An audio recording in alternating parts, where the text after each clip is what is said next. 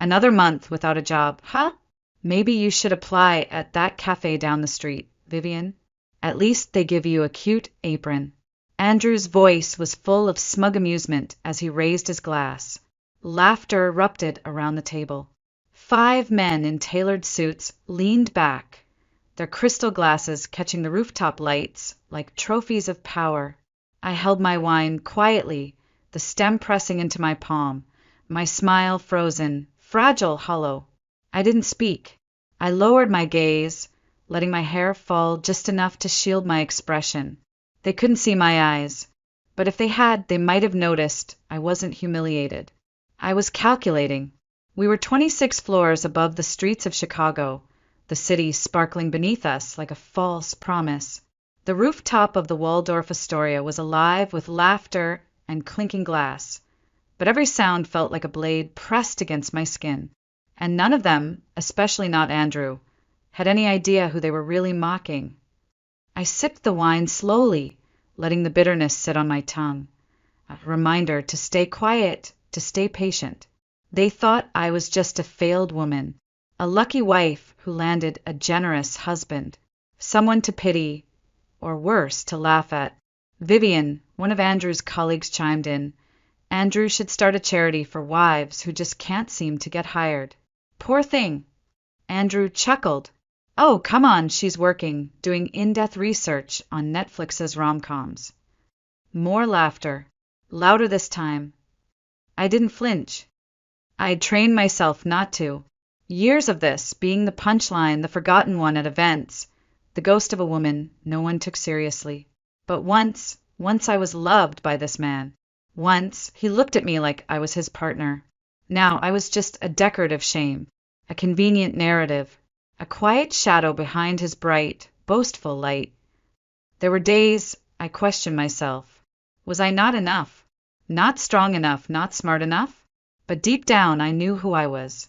I built an empire from the ground up, a tech security powerhouse trusted by the largest corporations in the country, a company worth 9 figures, and the very same company that signed the checks for every man sitting at this table. They didn't know. Not Andrew. Not his arrogant inner circle. Not a single one of them suspected that the woman they mocked was the founder and CEO of Colworth Systems. I didn't need to scream. I didn't need to storm out. Revenge is best served, not just cold, but perfectly timed. And time was the one thing I had mastered. Tomorrow morning, I would walk into that boardroom, not as a joke, not as Andrew's unemployed wife, but as the woman who owned their titles, their futures, and their fate. And I would take it all back. But for tonight, I let them enjoy their illusions. I placed my wine glass gently on the table, leaned back in my chair, and smiled to myself. Laugh while you can, I whispered under my breath, because tomorrow none of you will be laughing. Andrew Cole was not always this cruel, at least not in the beginning. We met 10 years ago at a cybersecurity conference in San Francisco. I wasn't looking for anyone. I had just landed my second round of funding for Colworth Systems and was too consumed by code and contracts to care about romance. But Andrew was charming, warm, attentive, just the right mix of confident and careful. He saw me standing alone with a drink and asked about the book I was reading. Not my outfit, not my hair. That mattered to me. He listened when I spoke, asked questions, laughed at all the right moments without sounding performative. He made me feel like I could exhale, like I didn't have to perform to be seen. When we started dating, I didn't tell him who I really was. Not because I didn't trust him, but because I wanted to believe love could exist without power attached. So I told him I was a freelance financial consultant, struggling to build a client base. I lived in a modest apartment in Lincoln Park, drove a pre-owned Civic, wore clean but forgettable clothes. It was the version of me no one expected anything from, and Andrew embraced it. At first, he was supportive. He made breakfast on Sundays, edited my fake client presentations, even encouraged me when I pretended to be rejected from jobs I never applied for. I remember thinking, Maybe this is real. Maybe I could just be Vivian, not Ms. Colworth. But then things shifted. Slowly, subtly, the compliments faded. The gentle encouragement turned into passive-aggressive jokes. "Still working on that resume," he'd say while brushing his teeth. "You know, not everyone's cut out for the corporate world." He stopped asking about my day, stopped pretending to believe in me, and that's when I realized something painful. Andrew didn't fall out of love with me. He fell out of love with the version of me he thought he could rescue. He needed to be the hero, the provider, the one who saved the woman with no power. The moment he felt I was no longer grateful, I became disposable. By the 3rd year of our marriage, Andrew had fully reinvented himself.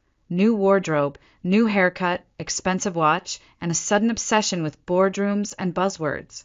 He made sure everyone knew he was a self-made success, rising through Colworth's ranks on sheer brilliance alone. He loved the sound of his title, Executive Vice President. I had given him that title. I had approved his promotion, and he never once asked how he got there, because in his mind it was all him. Sometimes I'd catch him staring at himself in the mirror, adjusting his tie, murmuring things like, "They need me in the room," or "I lead this company."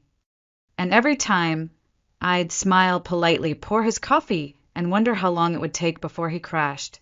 I never corrected him, never hinted at the truth, because the longer he underestimated me, the harder the fall would be. I kept my power in shadows, built layers of protection, alternate names on documents, a network of silent partners, legal shields that placed me in control without ever being seen. And all the while, Andrew thought he was the star, thought he was the one steering the ship. He didn't know he was standing on a stage I built, a stage that was now cracking beneath his feet. People think revenge starts with anger. Mine didn't. It started with grief. The grief of realizing the man I once loved only the version of me that made him feel powerful. And once I outgrew that version, he had no use for me. That's when I stopped trying to win him back and started building the world he'd never survive in. The world I would reveal tomorrow morning. It began with a whisper, not in a boardroom, but in the hallway outside one. A young intern named Carla, barely 22, bright as daylight and shaking like a leaf, was crying near the elevator banks. No one stopped, except me. She didn't recognize me, of course. No one did. That was the point. I asked if she was all right. She said nothing at first, just wiped her tears and tried to smile. Then I gently said, "You don't have to pretend." And that's when she broke. They had cornered her after a product demo, told her she wasn't team material, that her blouse was too distracting for a workplace filled with serious men. I didn't need to ask who they were. I already knew. That was the moment the grief I had been carrying turned into steel. It wasn't just about Andrew anymore. It was about every woman in that building who was told to smile while being stepped on. It was about every brilliant idea dismissed, every voice silenced. So I stopped waiting, and I started building. I hired the best private investigators money could buy. Former federal agents, data recovery specialists, forensic accountants. They had one job, watch, document, gather. I gave them access to Colworth's internal systems, systems I had designed, encrypted, and controlled. Every email, every Slack message, every calendar invite and late-night business dinner receipt came through me. Within 2 months, I had enough to make the Securities and Exchange Commission raise an eyebrow. But I wasn't done. I wanted to understand how deep the rot went, so I created a new identity, not as Vivian Cole, not as the CEO, but as Sophie Rayner, an unemployed data analyst, mediocre on paper, no connections, no glow, just another name in a sea of applications. And Colworth Systems, my company, welcomed me in the same way it always did women like me, with arrogance, with disdain, with a smirk. The interview was conducted by three of Andrew's closest lieutenants. I knew their names. I'd once approved their bonuses. They didn't even pretend to read my resume. One looked me up and down with a smirk. "You've been unemployed for how long?" he asked. "Almost a year," I replied softly, playing the part. Another one chuckled. "Yikes. Job market's rough out there, huh?" I could see the contempt dripping from their posture. I could feel the way they mentally discarded me. To them, I was invisible, and that's exactly what I needed to be. One of them started texting mid-interview. A minute later, all three phones buzzed at once. I didn't need to look. Andrew was laughing somewhere. He knew I was there, and like always, he thought I was harmless. I walked out of the room with no callback, no offer, no "we'll be in touch." But I had something better. I had a front row seat to their rot, how they dismissed talent, how they reinforced their boys' club, how they ran this company like a fraternity with a $1 trillion client list. That night, I didn't cry. I didn't rage. I just opened my laptop and started labeling files. Financial fraud, workplace harassment, insider trading, suppressed HR complaints, sexist internal memos, corruption contracts. It wasn't a revenge file. It was a reckoning folder. I wasn't just going to fire them. I was going to expose them. Not for me, but for every single person they crushed under their Gucci loafers. The storm was coming, and this time, I would be the one holding the thunder. The interview lasted exactly 15 minutes, but taught me everything I needed to know. I walked into that glass-walled conference room on the 7th floor of my own building, wearing a suit I bought at a second-hand store. The hem was slightly frayed. The shoes were scuffed. I had tied my hair back in a way that said, "Trying too hard to look professional." I looked unremarkable. That was the point. Three men were already seated, sipping coffee from branded Colworth mugs. I knew them well. I had seen the invoices that approved their obscene bonuses. I had seen the vacation photos they posted from company retreats that excluded women. They didn't look up when I entered. "Take a seat," one of them said, scrolling on his phone. I sat, smiled politely, waited. Another man flipped through my printed resume like it was a napkin. "You've been unemployed for a while," he said flatly. "Yes," I replied. "Since my last contract ended, I've been looking for something long-term." He raised an eyebrow. "Any reason nothing's worked out?" I paused. The real me, the Vivian who signed their paychecks, wanted to answer with sharp clarity. But Sophie Rayner, she stayed small. "Just bad luck, I guess." He nodded, not kindly, just knowingly, the kind of nod you give someone you've already dismissed. The questions that followed weren't questions. They were tests. Why should we pick you over someone younger? What makes you think you'd fit into a fast-paced team? Are you comfortable taking direction, especially from male colleagues? They didn't say male out loud, but it was there, dripping between the lines like oil. Halfway through the interview, one of them pulled out his phone. He was texting. I didn't need to see the screen. I knew the rhythm of Andrew's messages. 2 minutes later, all three phones buzzed. One of them snorted. "You've got to be kidding me," he muttered under his breath. Another chuckled. "She's got spirit, though. I'll give her that." No one explained what was funny. No one needed to. I sat there still, not hurt, not embarrassed, just observing. These were the men running my company. These were the decision-makers. And this was the culture they had built. I answered their questions calmly, softly, without confrontation, because I wasn't there to be hired. I was there to remember. When it ended, they didn't shake my hand, didn't offer a smile or a thank you. One of them just said, "We'll be in touch." And I nodded, knowing they never would be. I walked out through the hallway of my own building. Walls I had designed, floor tiles I had approved, and no one recognized me. That anonymity should have hurt, but instead it freed me. Back in my apartment, I didn't cry. I didn't rage. I sat down at my desk, opened my laptop, and moved the interview folder into a new subdirectory. Final layer. Because now I had everything. Proof of corruption. Proof of abuse. Proof of a culture designed to humiliate, discard, and silence. And now I had seen it from the inside. Tomorrow morning, they would walk into a boardroom, thinking it was business as usual. They would sip their coffee, talk over each other, crack a few jokes. And then they would see me. Not Sophie. Not Andrew's wife. Not the unemployed woman at the dinner table. But me, Vivian Cole, founder, CEO, and the storm they never saw coming. The morning sun hadn't even warmed the sidewalks when I stepped into the lobby of Colworth Systems. But already there was tension in the air. Executives rushed past, phones in hand, murmuring about contracts, forecasts, end of quarter pressure. They nodded at me with polite indifference, none of them recognizing the woman behind the tinted glasses and structured navy coat. That was fine. Let them underestimate me for a few more minutes. I took the elevator to the top floor, the executive level.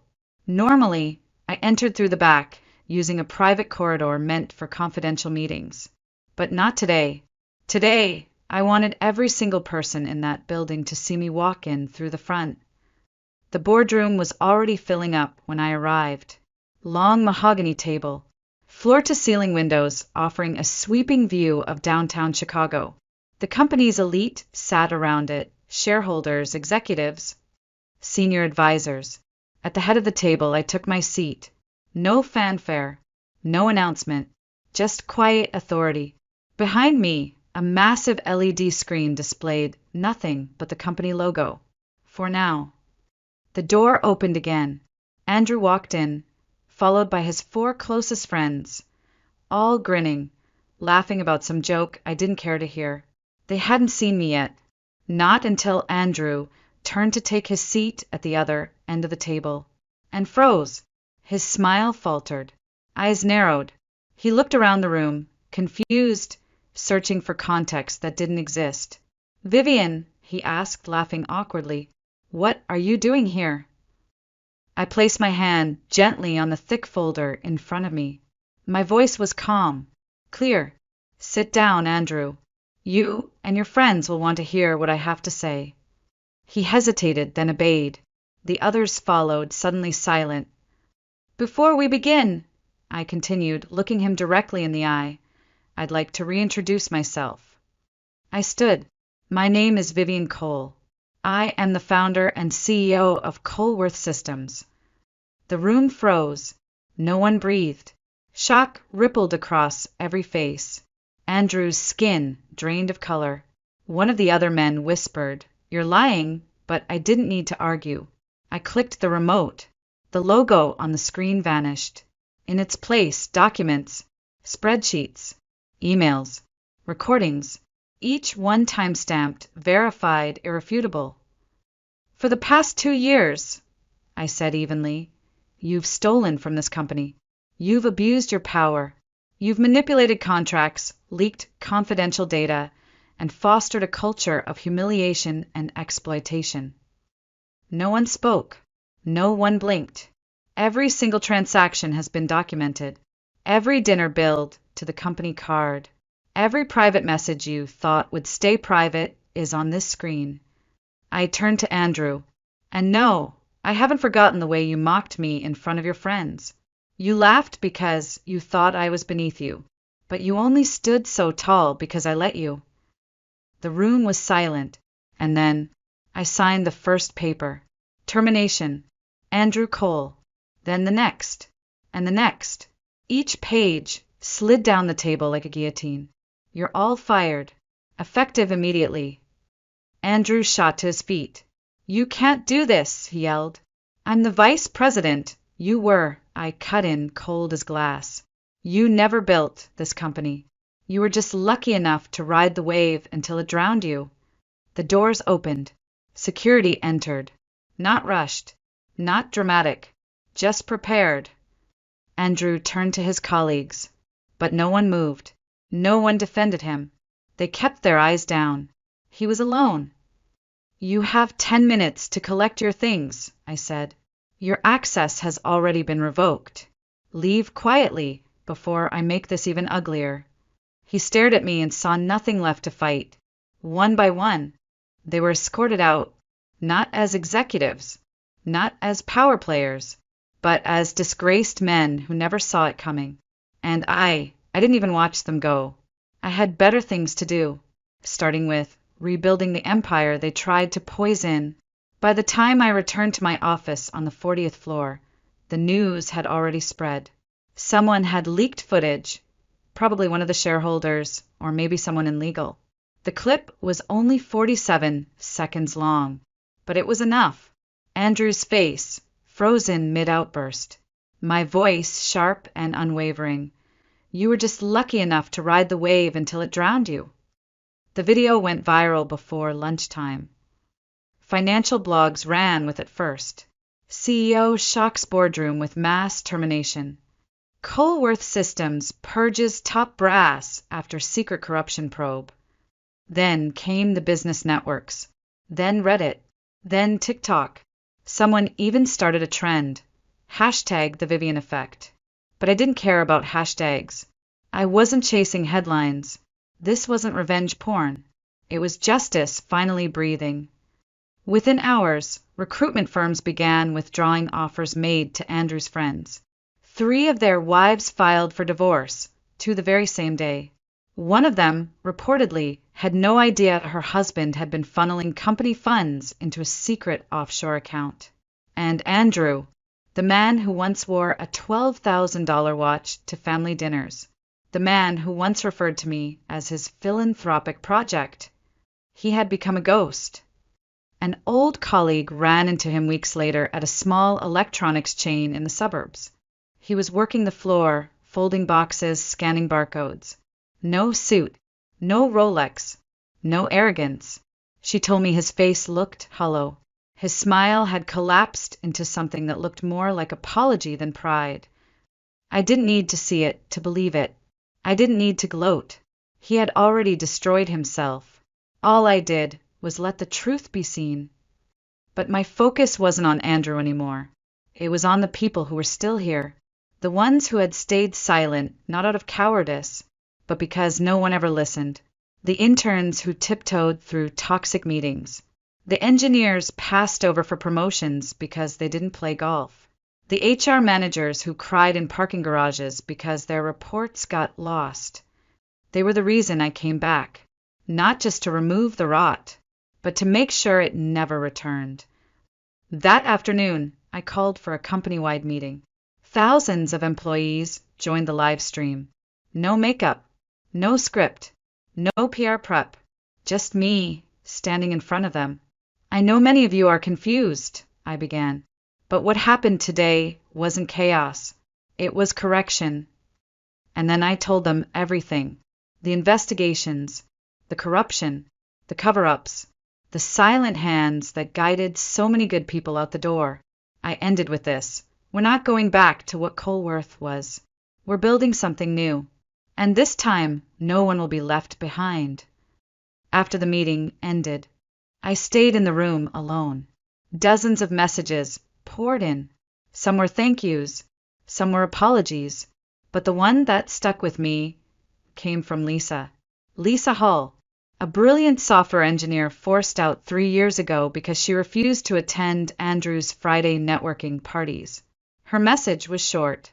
Do you really want me back? I replied instantly. I don't just want you back. I want you to lead our AI division.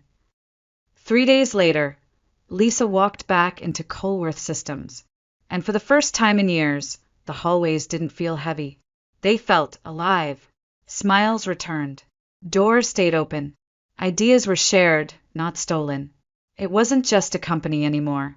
It was hers, theirs, ours. And I finally felt like I belonged too. Rebuilding a company isn't about replacing people. It's about rewriting the story they were forced to live in. That's where I started. The first thing I did was clean house. Not just the executives, but everyone who had enabled them. HR directors who buried complaints. team leads who laughed off harassment as office banter, managers who punished women for saying no. They were gone. Not with cruelty, with clarity, because this wasn't vengeance. It was accountability. Then I opened every channel that had once been sealed shut, an anonymous reporting system, a direct whistleblower hotline, unfiltered, unanswered by layers of bureaucracy, a promise written in plain English. You will be heard. And for the first time they were. I remember the first week after the purge, walking through the halls and catching conversations I hadn't heard in years. Laughter, not the sharp kind, cutting, cruel, exclusionary, but the soft, startled kind that bubbles up when people realize it's safe to breathe again. Within a month, we brought back 23 former employees, women, minorities, people with voices that had once been too loud, too emotional, too much. Now they were exactly enough. I launched a mentorship program, not just for optics, for action. Each senior leader was paired with a new hire, many of them women in tech, first-generation graduates, or returning professionals who had left toxic workplaces. They weren't told to prove themselves. They were told, you belong here. Let's build together. Lisa, the engineer Andrew had once pushed out for not being a team player, was now leading our AI research division.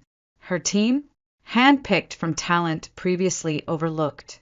Within weeks, they had already developed a prototype that stunned one of our largest clients. And the best part? No one in that room tried to take credit for it. We implemented leadership ethics training, not a once-a-year seminar, but real, hard conversations. What power means, what trust looks like, what silence can cost. I wasn't interested in empty apologies. I wanted transformation. And slowly, I saw it happening. People began speaking up. Meetings started ending with consensus, not resentment. Managers began asking, "How are you doing?" And meaning it. The air changed. The energy changed. We weren't perfect, but we were trying, and that mattered. One afternoon, I walked past the break room and stopped in the doorway. Lisa and her team were gathered around a whiteboard, arguing playfully about a new interface design. Someone made a joke. They all burst out laughing, and no one looked over their shoulder. No one flinched. No one whispered. It hit me, right then. This was the company I had always dreamed of building. Not polished, but proud. Not afraid, but free. I didn't say anything. I just watched and smiled, because this wasn't my victory. This was ours. And for the first time in years, I no longer felt like I was rebuilding something broken. I was finally building something whole. I didn't hear from Andrew after that day. Not a call, not a letter, not even one of those passive-aggressive texts he used to send that read like apologies but never said sorry. He disappeared, and I didn't go looking. But news has a way of finding you when you've made peace with silence. 3 months after the purge, an old friend from Stanford texted me, "Saw your ex at Best Tech in Schaumburg, selling printers." I stared at the message for a moment, rereading the words. Not because I didn't believe them, but because a small part of me still remembered the man who once held my hand in the rain before ego hollowed him out. She sent a photo. I didn't ask for it, but she did anyway.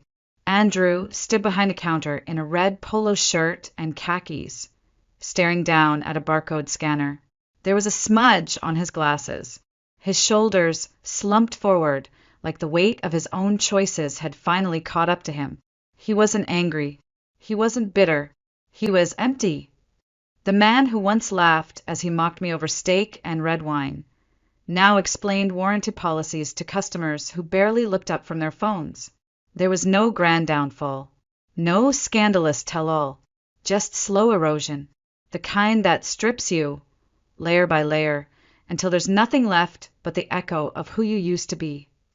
I learned later that he had tried to sue Colworth for wrongful termination. He lost, of course. The evidence was airtight. His attorney dropped him halfway through. His name was scrubbed from every corporate archive. Articles that once praised his leadership acumen were quietly edited. He became what so many mediocre men become when the scaffolding of privilege collapses: forgettable. Someone once asked me if I felt sorry for him. I didn't. Pity implies that something tragic happened to him. But nothing happened to Andrew. Everything that came he built with his own hands. And when the walls fell in, he was holding the hammer. There's a kind of justice that doesn't need courtrooms. It comes in the form of silence, of irrelevance, of watching the world move on without you. He used to believe the world revolved around him. Now, even his shadow doesn't linger. I never responded to my friend's photo. I just looked at it once, then deleted it. There was nothing more to say, nothing more to feel, not even satisfaction, just closure. Because in the end, this story was never about Andrew. It was about the system that let him rise, and the woman who tore it down, piece by piece, smile by smile, silence by silence. And now it was done, not with fire, not with fury, but with truth, and the calm that follows it.